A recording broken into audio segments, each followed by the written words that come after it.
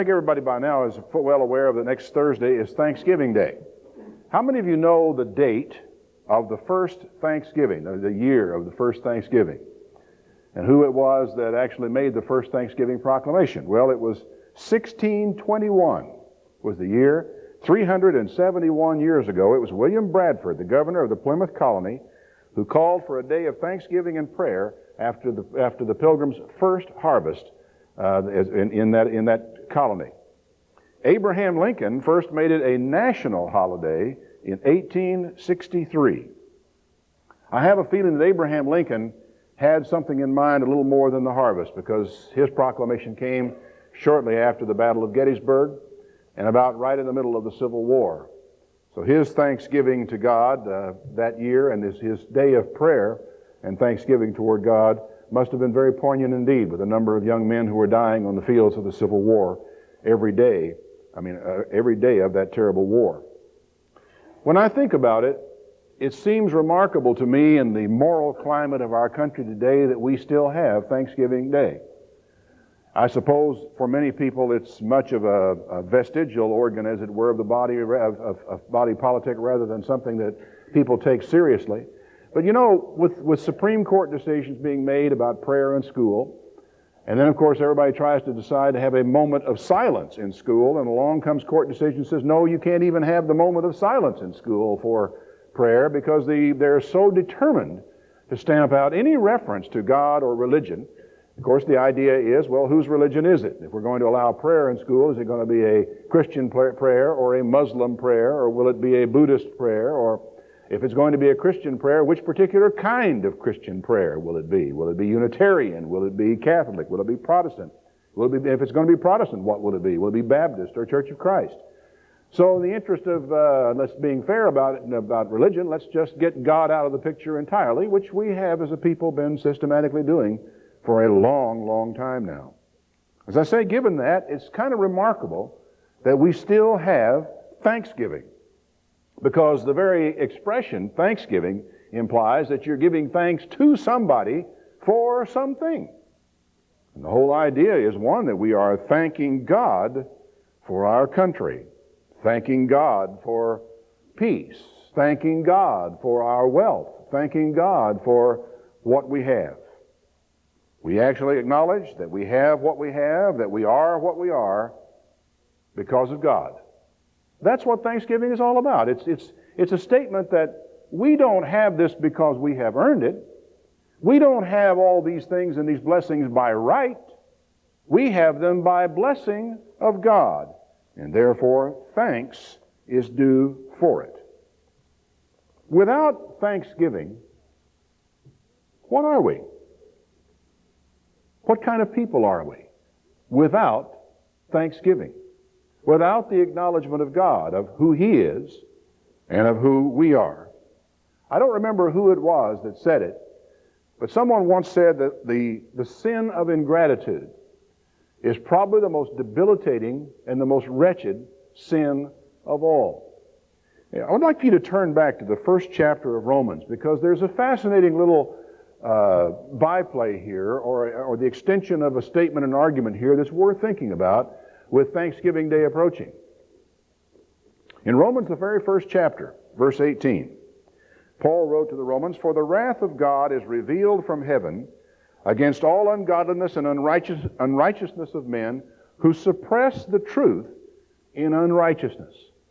It is interesting, your authorized version of the Bible says they hold the truth. The Greek word means suppress. We're talking about people who had the truth, knew the truth, have every reason in the world to understand the truth, and yet who sit on it, suppress it, either in their own minds or in the body politic to keep people from knowing it. Men who suppress the truth in unrighteousness, because that which may be known of God is manifest in them or to them, because God has shown it to them. For the invisible things of Him from the creation of the world are clearly seen, being understood by the things that are made, even His eternal power, His Godhead, so that they are without excuse. He is saying that mankind, be he Greek, be he Roman, be he Hebrew, has every reason in the world to know that God is. And not only to know that God is, to know the kind of God that is. that God is a great God, that He is a law-giving God, that there are standards of right and wrong, and men in all civilizations have a pretty good idea, an amazing amount of agreement about the difference between right and wrong in human behavior. In verse 21 it says, because that when they knew God, they glorified Him not as God, neither were thankful, but became vain in their imaginations, and their foolish heart was darkened. Fundamental to the whole question is that they did not glorify God as God, and that they were not thankful. Now, what does that mean to you? What does it say? To me, the connection is as clear as anything could be.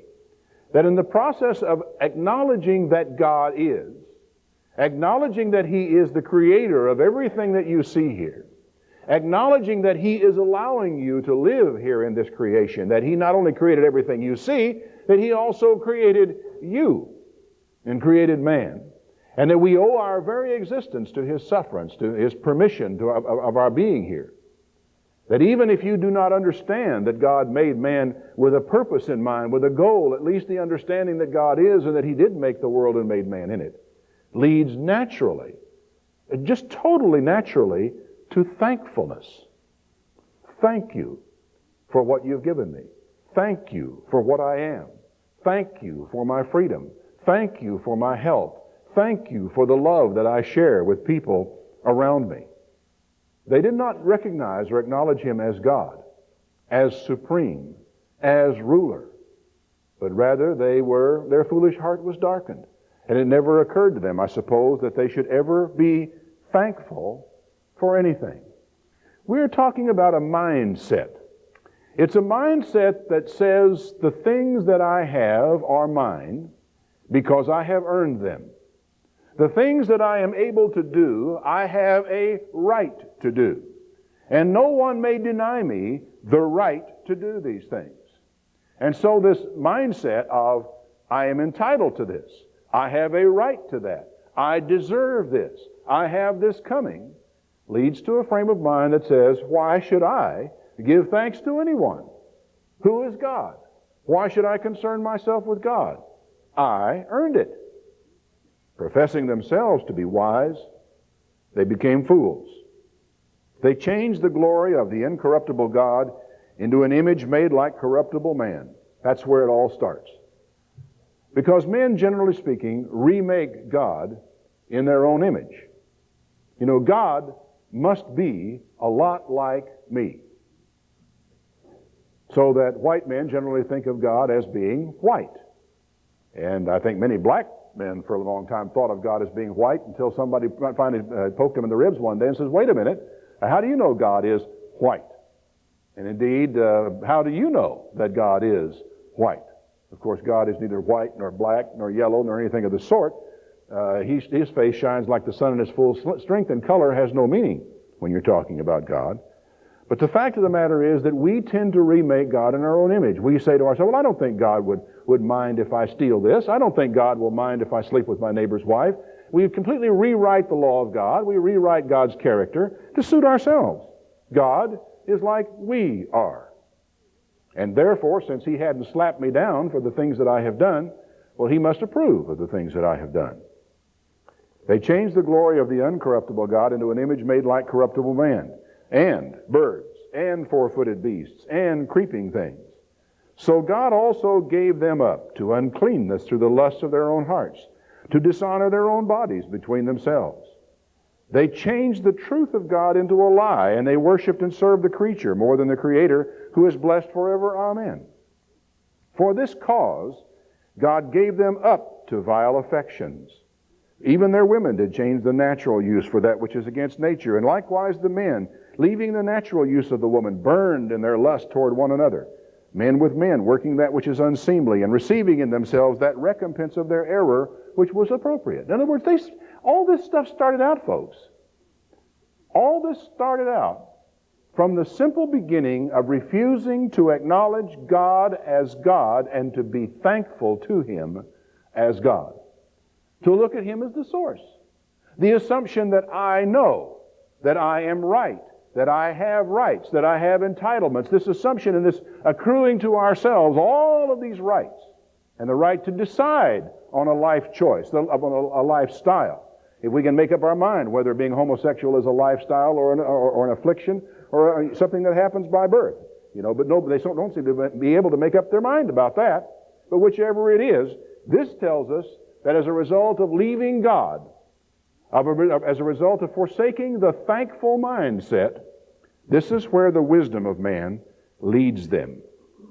They receive finally in themselves the recompense of their error which was appropriate. In other words, sin brings consequences, and it's going to come rolling back in on you as a result of it. Even as they did not like to retain God in their knowledge, God gave them over to a reprobate mind to do those things which are not convenient. Now, you don't think of it this way often, but what we're going to see here is a litany of the results of the refusal to acknowledge God as God and to be thankful.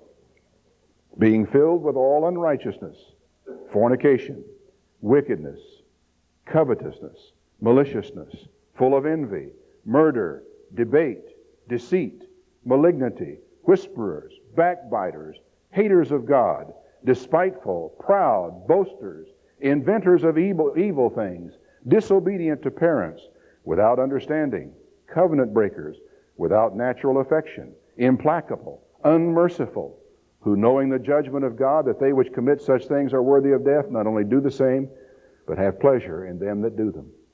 Now, it's hard to get your mind around this, but think with me for a moment about it. He is telling us essentially that at the root of this incredible litany of sin lies an unthankful spirit, one that refuses to acknowledge God as God or to be thankful.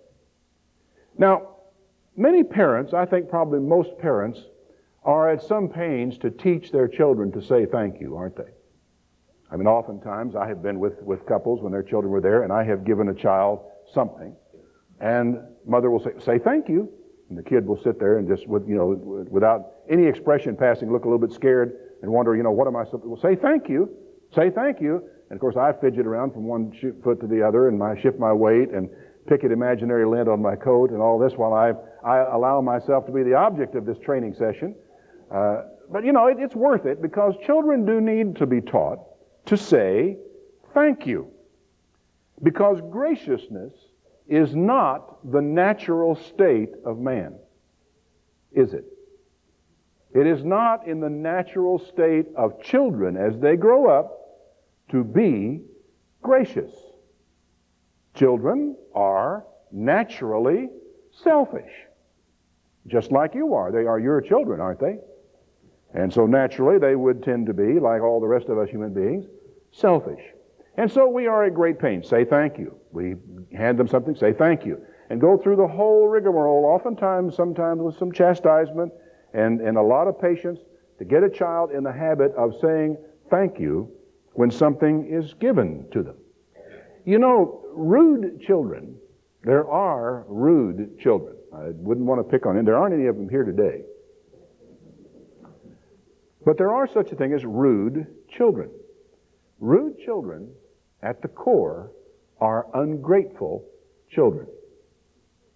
Think about it. I have had children. I had a little boy one time. I don't remember his age. He's pretty small. Wasn't in school, I know that for sure. Come up to me and say, "Give me a quarter." And I blinked at him and I said, "What?" I didn't believe what I had heard. "Give me a quarter." And I looked at him, just about as rude as he was, and said, "No." I mean, he didn't say, "Please."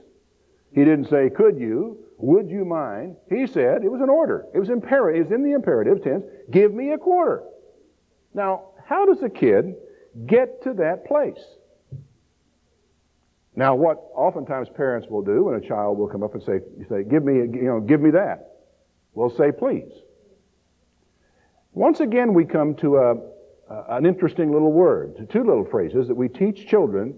Sometimes, it's a good habit for them to get into, even when they do not understand altogether the social implications of it. Please is a very important word. Do you know what it means? It actually is an abbreviated form. It's shortened from "if you please." That's all. And what it means is, if it please you, may I have a piece of your cake? Now, implicit in this, folks, is the fact that you don't have a right to a piece of the cake. You don't own the cake. You haven't got an entitlement to the cake. It is your hostess's cake. But you say, if it please you, and if it doesn't please you, well, then you won't give it to me. But of course, you have been taught to be gracious as well by your parents, have taught to be giving, and that it's impolite not to share what you have with other people. And you would say, certainly, I'd be happy to. And you will hand it to me, and I will say, thank you. The thank you says, I realize that you didn't have to give me the cake. I was not entitled to it. I didn't have a right to it. You gave it to me because it pleased you to give it to me. And I am grateful to you because you did. Now, the funny thing about this, in teaching children of this thing, is the importance of coming to a place where you begin to teach them gratitude in depth. The habit of saying thank you is a good habit.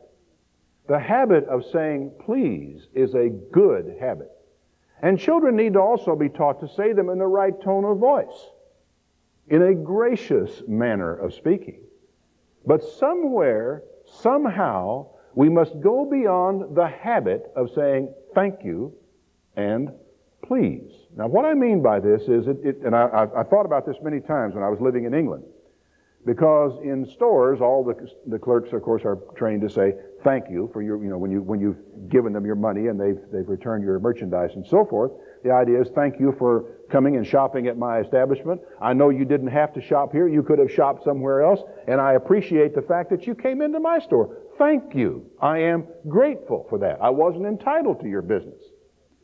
Now, of course, they can say thank you, and everything else about the store you have just been in says that they are taking your business for granted, and it means something totally different, right? Well, in England, it comes off oftentimes because of the training and the way children are brought up. You hear thank you everywhere, but often it's kill. The thank comes off. All you hear is the K-Y-O-U, kill, because they have said it so many times and so often, and so you check out the counter, kill, and you go on your way. Or in some cases, it's ta, just ta, which means thank you, ta, or ta muchly is a short for thank you very much. And it's often said, they often say thank you very much, but it's said thank you very much very rapidly. And there was even a little song while we were over there that went along, thank you very much, and it was just thank you very, very much, thank you very much. The whole song, because of this habit in the world of saying thank you, was just thank you very much, thank you very much, thank you very, very much. And in the years that I was living over there, it became almost a joke among us about kilt and ta and all of the ways in which the British abbreviate thank you because it is said so often. But it does make me think a little bit of the importance of the mindset behind the thank you, of the mindset behind the please, and the reason why a child says please when he asks for something from you. The realization that you don't have to give it to him, the realization that he doesn't have it coming, the realization that everybody in the world doesn't have these, why should he? The realization that there are other human beings in the world who have wants and needs and desires, and who, if it pleases them, might be willing to share with him, can help create a graciousness in children that is desirable indeed. We are, all of us, I think, probably in the process of growing up, we're sitting at a table one night and hadn't finished all of our dinner. And we're told somewhere along the way, well, there are starving children in China that would really love to have what you're not eating there. Nowadays, it's probably starving children in Somalia, but it's always the starving children somewhere else that we were told about when we were growing up. It was thrown out kind of carelessly, I guess, but there is an enormous amount of truth in that. At the table, when a child has not finished his meal, may not be the very best place to bring it up. But somewhere along the line, somehow, some way, your children would be you'd be well advised to let your children know that there is a reason why their life is different from those poor children they will see on television in Somalia. It didn't just happen that way. There is a reason behind it. A reason that I think I wish sometimes were better understood. I am entitled. I am asserting a right, is what people are often doing. If you'll turn back to Luke 17, I want to make you think about today about something from a little different perspective. Luke the 17th chapter and verse 7, Jesus is speaking, and he says, "Which of you, having a servant plowing or feeding cattle, will say to him by and by when he's come from the field, 'Go ahead and sit down to food'? You've been working hard all day. Why don't you go get something to eat? I'll be all right. Rather, don't you say to him, 'You make ready wherewith I will sup, and gird yourself and serve me till I have eaten and drunken, and afterward you can go get something to eat and drink yourself.' Does he thank that servant because he did the things that were commanded of him?" Jesus speaking says, "I think not." In other words, here is a man who has a servant who's out working in the field. It is his job. This servant, be he a hired servant or what have you, his job is to do the day's work in the field and then to come home in the evening and to prepare the meal for his master, serve that meal up, and only then has he finished his job. Now, when you are paying someone for their job, it's a contractual arrangement. You do the work, I pay you. You go do the work, and I pay you, and we shake hands and part company. Who owes who thanks? Well, nobody, really, because we have both gotten what we bargained for. Jesus said, the servant comes back in the field. Do you thank him at that point? No. You say, finish the job. Go ahead and finish what we contracted for. And then when you're finished, you go ahead and eat and drink. Then he continues to explain. So likewise you, when you have done all those things that are commanded you, say, we are unprofitable servants. We have done that which was our duty to do. Now, by and large, when we do our job, when we have finished that which is required of us, when we've actually gotten to the end of the sentence and we have put the period there and gone back and crossed the T's and dotted all the I's, and we have actually done what we were expected to do, most of us feel pretty good about what we have done. Jesus said, when you have done what was required or expected or demanded of you in this way, you have not been a profitable servant. How do you get then to be a profitable servant? Well, the only way I can think of doing that is to go and do above and beyond what was required of you. Now, let me ask you, at which point in our lives, can you describe a way of living of a person? How he gets up in the morning, how he goes through the day, works his way through the week and through the month. Can you describe for me a point in time or a set of circumstances whereby this person would come to have a right to a blessing from God? Notice I choose the word carefully. I say the right to it. Now, God graciously gives us promises if we obey Him. That's gracious of Him. But the promises are grace. They are not a right. Do you understand the difference that's existed there? A man who has just lost his job, and I've actually seen this in letters come in. Man just lost his job, complains, I don't understand it. I've kept the Sabbath day. I've been faithful to God, and I quit work before sundown, and I don't go back to work until after sundown on Saturday. I have paid my tithes. I've gone to the festival. I've tried to be obedient to God. How could God allow me to lose my job? The answer may be that you have come to presume that you have a right to God's blessings. The problem is that we oftentimes get these things the wrong way around. We have God's blessings. We respond to God's blessings by obedience and by thanksgiving and by gratitude toward Him. But we don't gain somehow a right to God's blessing that way. We are simply doing what is required of us. For example, In the process of keeping the Sabbath day, of ending work at Friday night, and not going back to work again until Saturday night, what do you do for God? What do you give Him? What is it exactly that you package up and reach across and hand to God? Don't we understand that God handed us the Sabbath day? That if He didn't hand us the Sabbath day, some of us wouldn't have any more sense than to work 16 hours a day, 7 days a week, until we finally dropped. That we'd be slaves to our jobs, slaves to our bosses, slaves to circumstance, slaves to our credit cards and to our debts, and we wouldn't know any better.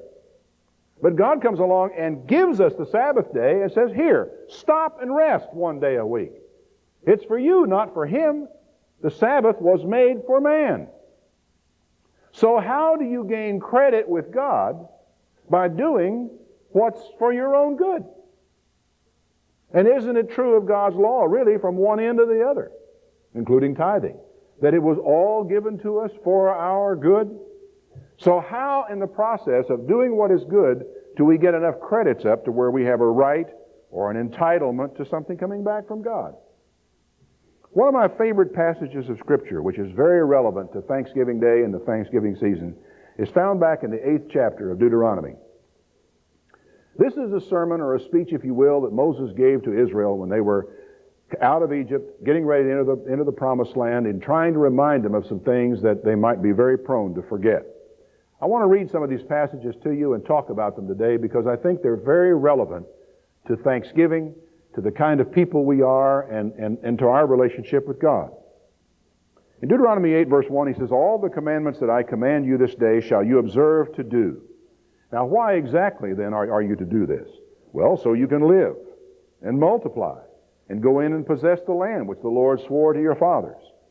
And you shall remember all the way which the Lord your God led you these 40 years in the wilderness to humble you and to prove you and to know what was in your heart, whether you would keep His commandments or not. Now, it's a sobering thing to realize that God in heaven actually takes in hand to humble us from time to time. Now, what does that take? What does He have to do? What does He have to take away from you? What sort of pain does He have to put you in? Maybe, for example, being strung up in the hospital bed in traction where somebody has to do everything for you. Even washing everything for you. A very humbling experience, isn't it? What does God have to put us through to humble us? I don't know. It's very apparent what He did to them, the lesson is written. But in each of our cases, if He cares about us, and we know He does, and if He is going to work with us, and we know He will, then we also are going to be humbled deliberately and systematically by God as He works with us. He humbled you. Actually, He led you all this way, the 40 years in the wilderness, to humble you, to prove you, to find out what's going on inside of you, whether you would keep His commandments or not. And He humbled you and suffered you to hunger and fed you with manna that you didn't know. And I can see somebody complaining and saying, well, look, I keep God's law. I'm obedient to God. I don't eat clean or unclean meats. I fast twice in a week. I pay tithes of all that I possess. I keep the Sabbath day. Why am I hungry? Well, God answers. He said He humbled you and suffered you to hunger and then fed you with manna that you didn't know. Why? So He might make you know that man does not live by bread only, but by every word that proceeds out of the mouth of God does man live. Are you thankful to know that? Is it good to know that? Is it a gift of God that He teaches us that man does not live by bread only? Well, sure, it's a wonderful blessing from God. And if He did not humble us and teach us, we would not know. So it is something to be grateful for. Your raiment did not wax old upon you. Your foot didn't swell for 40 years. And you shall also consider, verse 5, in your heart that as a man chastens his son, so the Lord your God chastens you. Oh, really? From time to time, things happen to us. We suffer pain. We get hurt. We lose something. We lose somebody. We do without. Maybe God is chastening you. Maybe God is even angry with you. But you should be grateful that He cares enough to chastise, cares enough to humble, and cares enough to turn you around. He says in chapter 8, verse 6, Therefore you shall keep the commandments of the Lord your God, to walk in his ways and to fear him. For the Lord your God brings you into a good land, a land of brooks of water, of fountains and depths that spring out of the valleys and hills, a land of wheat and barley and vines and fig trees and pomegranates, a land of olive oil and honey, a land wherein you shall eat bread without scarceness. You're not going to lack anything in it. A land whose stones are iron and out of whose hills you may dig brass. Boy, folks, look around. Are we there? Sure we are. What a land we live in. What a country. What a place. What riches, what wealth are here for us to share and for us to have. Are we entitled to it? Do we have a right to it? Did we earn it? We were born into it. Maybe some of our forefathers could lay claim to having sweated and suffered and did without and sacrificed to get certain things to where they had their name or their title put upon a piece of property. But most of us, we're born into this land. We have it by blessing, not by right. But you see, we come to think of it in terms of rights, in terms of entitlements. And when you start thinking that way, gratitude goes out the window. Thanksgiving has no place. He says in verse 13, when all your herds and your flocks multiply, or actually beginning in verse 12, when you have eaten and are full, and you've built good houses and you lived in them, and your herds and your flocks are multiplied, and your silver and your gold is multiplied, and all you have is multiplied, then your heart be lifted up, and you forget the Lord your God, which brought you forth out of the land of Egypt from the house of bondage. Who led you through that great and terrible wilderness, wherein there were fiery serpents and scorpions and drought, wherein there was no water? Who brought forth water out of the rock of flint? Who fed you in the wilderness with manna, which your fathers didn't know? Why? That he might humble you, and that he might prove you, and to do you good in the latter end. Now, this is a long sentence. It started with that statement earlier. Now, beware, lest when you've gotten into the land, and you've eaten and are full, and you've built yourself a really nice house to live in, and your cattle and all that are beginning to multiply, and everything is going good, beware, lest you say in your heart, my power and the might of my hand has gotten me this wealth. The warning is there. The person who does not return thanks to God, the person who doesn't recognize God's hand in what has happened in his life, who doesn't recognize God's ownership of the good land that we are allowed to squat on for some period of time, who has forgotten, man who's forgotten all these things, is going to be in deep trouble. He said, you shall remember the Lord your God, for it is he that gives you power to get wealth, that he may establish his covenant with you that he swore to your fathers this day. And it shall be, here's where the caution comes in verse 19. If you do at all forget the Lord your God, and walk after other gods and serve them and worship them, I testify against you this day, you shall surely perish. It's a shame, that we still do have a Thanksgiving Day. And I think that the very fact that there are still some people, relatively few, but more than us in this land, who do give thanks to God, is a saving grace for all of us. But the time could come when we have forgotten God to such an extent in this country that some of these things will begin to come to pass. He said, as the nations which the Lord destroyed before your face, so shall you perish, because you would not be obedient to the voice of the Lord your God. Now think about this, chapter 9, verse 1. Hear, O Israel, you're going to pass over Jordan this day to go in and possess nations greater and mightier than yourself, cities great and fenced up to heaven. Now, if you're just a careless reader of the Old Testament and you haven't thought about it very much, you're going to tend to think of Israel as being a superior nation and a superior people. That they were God's people, and that they were a great people, and that they moved in and possessed this land, and all there were a bunch of naked savages in there when they went in. You do understand, don't you, that archaeology has now basically laid all that to rest, that the fact is that the nations, that is the kingdoms and the cities, the civilizations that were in Palestine before Israel came in, were operated at a much higher level of culture, civilization, technology than the Israelites did. That by human standards, the Israelites were an inferior tribe of desert nomads, a bunch of barbarians that came in And in the layers that they dig up in these cities, they find a higher civilization has been overcome by, and over the top of it is laid an inferior civilization. You are not going in to possess these people because you are a greater people than they are, or a mightier people than they are, or stronger, or smarter, or anything of the kind. It's not that way. These people are big people. They have built great cities. They are a powerful people, the people great and tall, the children of the Anakim, of whom you know and you have heard say, who can stand before the children of Anak? Now I want you to understand this, therefore, before this day, that the Lord your God is He which goes over before you, and as a consuming fire He shall destroy them. He'll bring them down before your face. How are you going to win all this now? God is going to go over before you. God is going to bring them down. You can't do it yourself. You're going to drive them out and destroy them quickly. How are you going to do it? Because God has weakened them. Now in verse 4 he says, don't say in your heart after the Lord your God has cast them out from before you, saying, well, for my righteousness the Lord has brought me in to possess this land. Don't say it. Don't even allow yourself to think it. That it's because you're righteous and you're good and you're keeping... What's righteousness? Well, God's commandments are righteousness. Don't think that it's because you have the law. Don't think it's because you're obeying God. We all know better than that, don't we? Don't think it's because of these things that this is going to happen. It's not going to happen for that reason. It's not for the righteousness or the uprightness of your heart that you're going in to possess their land. It's for the wickedness of those nations that the Lord your God drives them out from before you, that He may perform the word which the Lord swore to your fathers, Abraham and Isaac and Jacob. You know, there's some interesting thoughts in that. God didn't give them the land because they were more righteous than the people that were there ahead of them.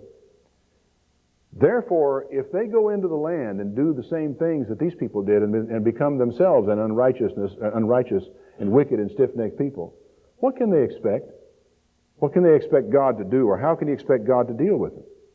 Understand, therefore, he said, that the Lord your God gives you not this good land to possess it for your righteousness, because you're not. He says you are a stiff-necked, stubborn, rebellious people. You know, God has granted to us an incredible amount of knowledge. We have insights into His Word. I mean, I studied the Bible for years before I ever heard of Herbert W. Armstrong. But through him, I say through, not from him, but God through him and through others revealed to me and to many, and from me and from others to many of you, enormous amounts of truth from His Word and things that we can understand and grasp. And we have been able to grow in our understanding over many, many years of God's Word and to draw nearer to Him. It's odd, isn't it? But, you know, we could make this same kind of claim. That, well, we've been righteous. We obey God. We follow God's laws, and therefore God's blessings are upon us because of what we have done. Well, the Bible again and again tells us better than that. Now, if God didn't give it to them because of their righteousness, why did He give it to them? Deuteronomy 7, in verse 7. The Lord did not set His love upon you, nor choose you, because you were more in number than any people, because you were the fewest of all people. But because the Lord loved you, and because He would keep the oath which He swore to your fathers, has the Lord brought you out with a mighty hand, and has redeemed you out of the house of bondmen and from the hand of Pharaoh king of Egypt. Know this, that the Lord your God, He is God, the faithful God that keeps covenant and mercy with all them that love Him and keep His commandments to 1,000 generations. And He repays them that hate Him to their face to destroy them. He will not be slack to him that hates Him. He will repay him to his face. You shall therefore keep the commandments and the statutes and the judgments which I command you this day to do them. Why did He give it to them? Because He loved them. Simply because He loved them. Why did God give us all these great truths? Why did God give us all this understanding? Why did God give us this insight into His Word, insight into prophecy, insight into the law, insight into a way of living a life? Why did He give us these things? Because He loved us. It's simple, isn't it? There's an old phrase that Sometimes I think it probably should be used a little more than it is. When you walk along a street and you see a poor guy, sleeping over in the corner, wrapped up in a bunch of rags and an old dirty overcoat and a couple of wine bottles empty beside him, do you think of yourself as being better than he is? Remember the old saying, there, but for the grace of God, go I. Do your children understand why they live in a home instead of in a cardboard box near a grating where there is some heat coming out on a crowded city street somewhere up in Chicago? Do they understand why that is so? Do they understand why it is that they live in a warm house, they go to a good school, they get good lunches at school, and they get good food at home? Do they know why it's that way for them? Could they not just as easily have been born in Somalia? Could they not just as easily been one of those little children that are lying down there with flies crawling over their eyes and their little limbs wasting away? Couldn't they just as easily have been born that way? I don't know how in the world the idea ever got planted in my mind. Perhaps it came from my parents who told me about little children in China who were starving to death while I had all this food that I was leaving on my plate. But I can remember as a child thinking to myself, I could just as easily have been born somewhere else. Did you ladies ever read, when you were a girl, The Good Earth by Pearl Buck? Did you think when you read The Good Earth, I could just as easily have been her as me? And were you thankful? Were you thankful? Do you understand that there is a reason why God has given you to your parents? The reason why you have your children, the reason why you are where you are, that God knows you, loves you, cares about you. Without thanksgiving, folks, we are all lost. We have no idea of our place in the world or the reason for it. We have no idea of who we are or why we are or where we're going without thanksgiving. We are wretched, miserable people. Teach your children not merely to be to say thank you, but to be thankful. There is such an enormous difference between them.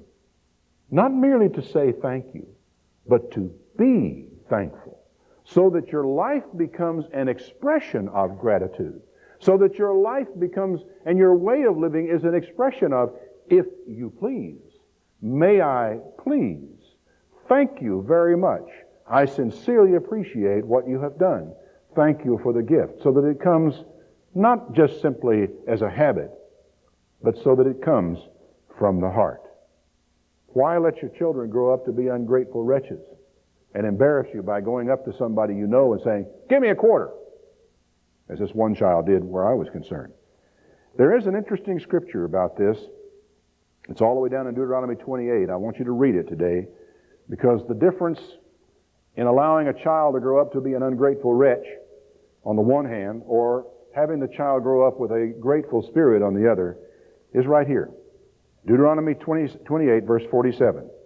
Because you served not the Lord your God with joyfulness, with gladness of heart, for the abundance of all things. You know, it's a beautiful way of putting it. To serve God with joy and with gladness of heart for the abundance of all things. But because you didn't do that, therefore you shall serve your enemies, which the Lord shall send against you, in hunger, and in thirst, and in nakedness, and in want of all things. And he shall put a yoke of iron upon your neck until he has destroyed you.